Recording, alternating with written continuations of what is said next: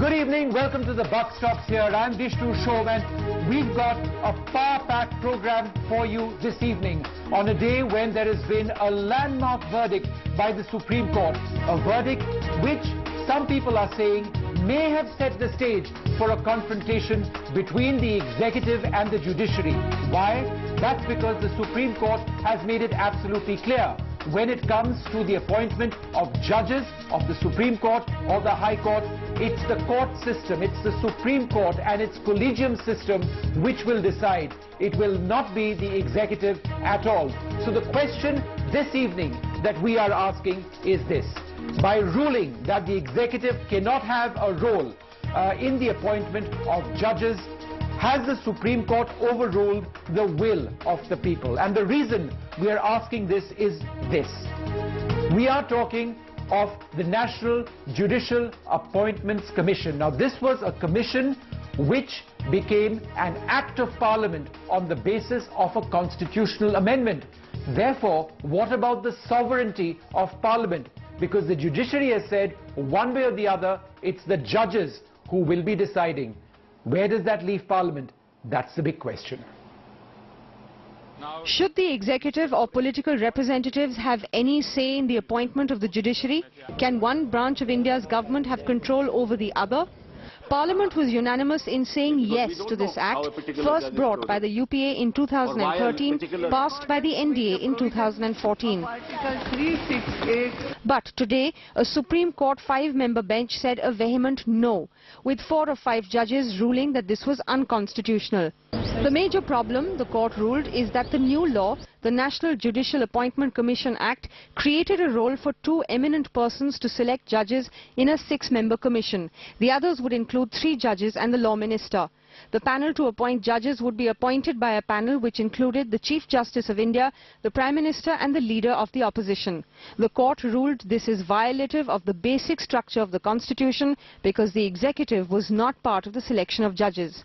It didn't help that the law also gave these 2 non-government, non-judicial persons veto powers. The democracy in India and the independence of the judiciary and the doctrine of separation of power will make Indian democracy even more vibrant. The judgment also says the participation of the law minister as well as the Prime Minister and the Leader of Opposition in the Lok Sabha in selecting eminent personalities to the panel would be a retrograde step and cannot be accepted. If the persons involved in the selection and appointment of judges make wrongful selections, then it may well lead the nation into a chaos of sorts. All the political formations were unanimous that collegium system needs to be replaced by National Judicial Commission. According to me, the verdict is flawed. The verdict has ignored the unanimous will of Parliament. I don't think it's a case for review.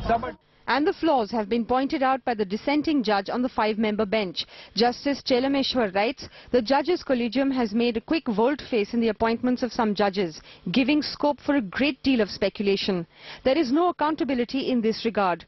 And citing other areas of judicial reforms, ends by recollecting the words of Macaulay, reform that you may preserve. The system needs more transparency. The system must be accountable. Now the collegium system is back. Close to 400 vacancies of judges are likely to be appointed soon. But every new appointment will be now under even more intense scrutiny. With Ketki Angre in New Delhi, this is Arunachalam Vaidyanathan, NDTV. The reason why this is so important is because of this. The sovereignty of Parliament, according to some leaders like Ravi Shankar Prasad, has been challenged by what the Supreme Court has decided today. Therefore, where does this leave the political class of the country? Is there a possibility that in some way, shape or form, a draft bill could be redrafted, could be perhaps reenacted in the future? Or is that something that is completely ruled out because the Supreme Court today has said that the constitutional validity of the National Judicial Appointments Commission was questionable? They ruled it out. They said it was essentially illegal. Where does this leave the political parties of our country? Where does this leave the BJP?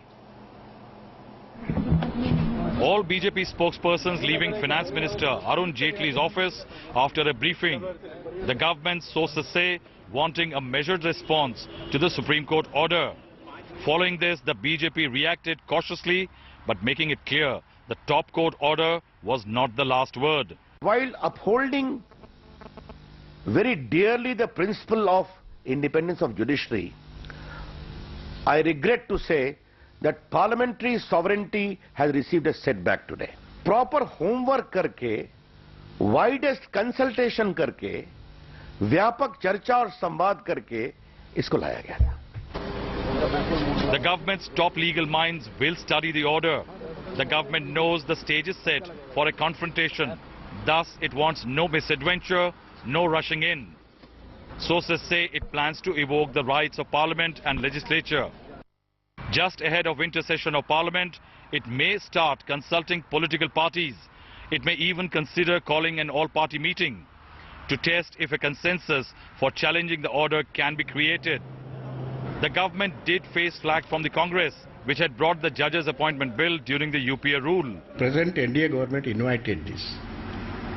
They provoked in such a way that, while dealing with the case, you call all of you are corrupt. You have come out from the corrupt system. But overall, the big political players reacted with caution and need for introspection. There has to be, and I have maintained this throughout, there has to be much greater objective dialogue between the judiciary and Parliament. Now we have to see what the government does and how the government proceeds further. The debate in the country will continue, regardless of the decision. If the government does decide to prepare for a challenge, its skill to build consensus will be tested. The sense of caution and the mood for consensus perhaps reflects the government's apprehension that it does not want to stand isolated against the might and reputation of Indian judiciary. The government knows that a lack of consensus, if it has to challenge the Supreme Court order, will bring political catastrophe. But will there be a consensus, especially when the opposition has scuttled government's two key legislative initiatives, the Land Bill and the Goods and Services Tax? In New Delhi, Rahul Srivastava for NDTV.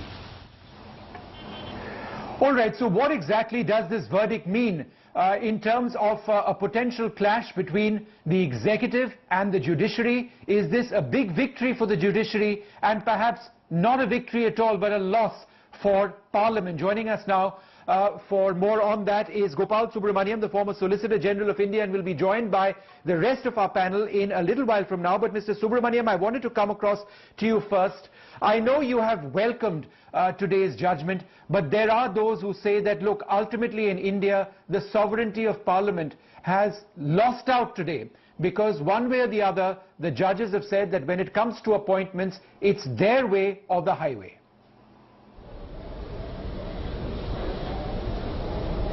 I think actually that's not quite true. Even if you have a constitutional amendment which has, let us say, overwhelming majority, it is amenable to judicial review. And the ground on which you can challenge it is that it is incompatible with basic structure. And what the 5-judge bench has done by majority is to say that it is simply incompatible with basic structure. And basic structure means independence of judiciary. Independence of judiciary means lack of executive interference in judicial appointments. And above all, I think the most splendid thing about this judgment today is that the court has also been alive to many of the mistakes and the errors which have happened during the appointments through the collegiate system, and has listed the matter in the first week of November to receive suggestions and improve that system. I think it's a very positive step forward. As a student of constitutional law, as a practitioner of constitutional law, in my view, after Keshavananda Bharati's case, this judgment is a monumental position taken by the Supreme Court to uphold the basic structure. The most important thing we must understand, Vishnu, is that the NJAC, can I just finish? Can I just finish? The most important thing for viewers to understand is that what NJAC was trying to do was to develop a convergence between the executive, legislature and the judiciary in the matters of judicial appointments, and that is not permitted by the Constitution. All right, but sir, let me ask you this, and this pertains to you personally. The fact of the matter is that you had at one stage been recommended, your name had been recommended for a post as a judge in the Supreme Court. But at that stage, there were question marks which were raised by the government. Apparently, the IB had concerns on you. There were question marks about your name coming up in, for example, the Radia tapes and in some other cases. Do you believe that as a result of today's judgment, people like you would be protected from governmental interference, so that people like you, if they are appointed to the Supreme Court or the High Court, could actually get those posts? Well, I would like to be a little impersonal about it because I put it behind me. But since you asked me that question, I would say most definitely yes. I think it's very important that we must not look for judges with ideology in attunement with the political party or the powers of the day. It's important that you must look for men of integrity and who are going to be able to fearlessly discharge these duties. We must know that when a judge is called upon to decide, he's not going to have any friends to pat him on the back. It is really a lonely journey. But the fact that these judges could take this decision, and I say it with a certain measure of pride, and I congratulate the Supreme Court, I congratulate these judges. They have, I think, above all, enhanced their credibility in the eyes of the legal profession, because the legal profession was also very concerned that would the judiciary dilute the basic structure willy-nilly. All right, Mr. Subramaniam, thank you very much for joining us with those views. You're free to stay on for the rest of the debate if you like, but I'd also like to introduce the rest of my panel at this stage. I'm joined by Sudhanshu Mittal of the BJP, the senior advocate Dushyant Dave also joins us, Justice Ashok Ganguly, former judge of the Supreme Court and chairman of the West Bengal Human Rights Commission, Dr Abhishek Singhvi also with us. He joins us in his personal capacity as one of India's leading lawyers.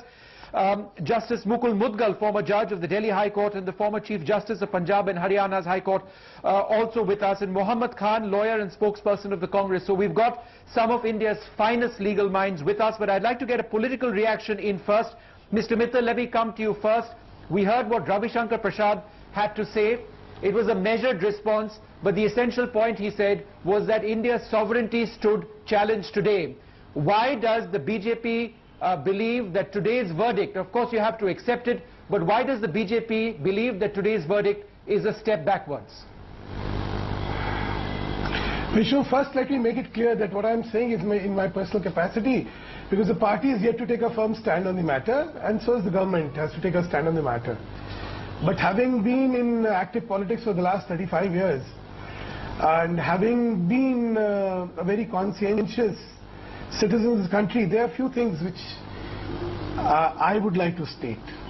I think today's judgment has abrogated the sovereignty of the parliament, the legislature, or the will of the people. I think the era of accountability is well established. There was a time when the polity felt it was not accountable. Then there was a time when the executive did not feel accountable. I think it's time that we realize that everybody in this country is accountable. We've had former judges of the Supreme Court calling Chief Justices, former Chief Justice, corrupt. We've had very eminent lawyers calling sitting judges, calling retired judges corrupt.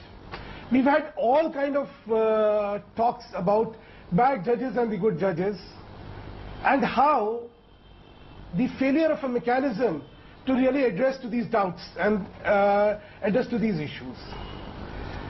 While I've heard all these, I just want to ask you this, Mr. Mittal. I know that the BJP is taking a measured response to this situation, but I want to ask you this: do you believe that there is still legal ground for you to challenge this verdict, Or do you believe that this needs to come back to Parliament where it might need to be redrafted and then comes up? Do you believe that that is an option, a possibility?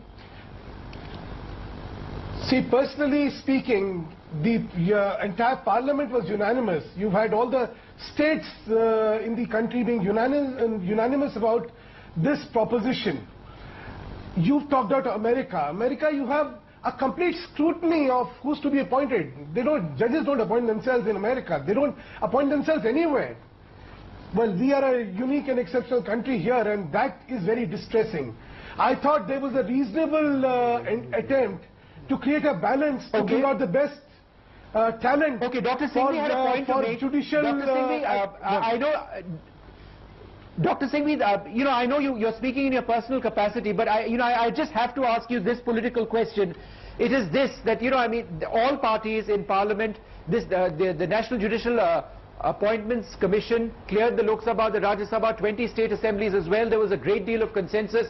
Do you believe that consensus will remain if this comes back into Parliament in some shape? Well, certainly I don't think the consensus will change overnight or within 6 months or within a year.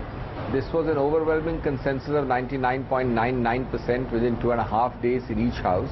Considering that we have a fractious and a fractured mandate for even ordinary bills or notifications or delegated legislation, I think there was a remarkable consensus. But legally, I think that's an irrelevant point, because despite 100% consensus, judicial review is there in right and they are entitled to overturn it on basic structure. But let me tell you, Vishnu, my objections are purely legal. I'm now not talking politics. First and foremost, I think having started off not too badly with central government appointments in the 1950s, we corrupted it or made it bad, and therefore there was a welcome change in the initial years by having this collegium system. Now that the collegium system has been completely blasted apart by a series of vitiating factors, I think there was a need to give a fair chance to a third model, namely the NJAC. To have struck it down at this incipient stage, I think, without having at all tried it out, was wrong. Secondly, if judicial independence made this unconstitutional, where is the text of the constitutional provision from the inception of our constitution which at all gives any power to judges to appoint? So look at the irony. There's a double whammy. First, you usurp the power without constitutional text permitting it. You raised an important point, Dr. Singhvi, and I want to bring in Justice Muddal on that. Because, Dr. Singhvi, we've got a big panel, I'll come back to you. Just one sec. No, just one sec.